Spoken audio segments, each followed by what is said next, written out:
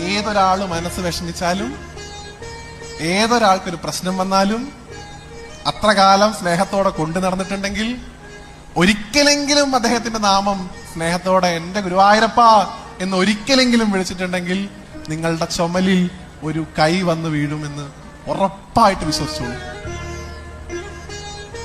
ഞാൻ ഗുരുവായൂരപ്പന്റെ നാമത്തിലാണ് നിങ്ങളോട് പറയുന്നത്.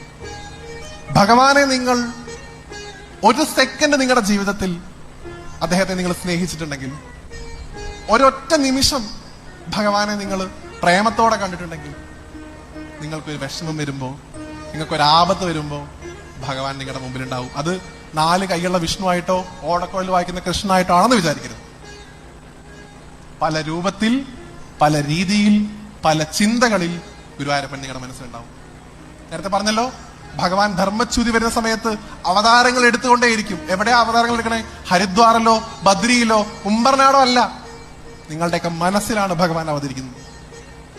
ആ 2 കുഞ്ഞിക്കായി നിങ്ങളുടെ തോളിൽ വന്ന് വീഴുന്നത് നിങ്ങൾ അനുഭവിച്ചറിയും. ഭഗവാനെ വിശ്വസിച്ച് നിങ്ങൾ ഭജിക്കുന്നെങ്കിൽ അതാണ് ഗുരുവായൂരപ്പന്റെ മഹത്വം.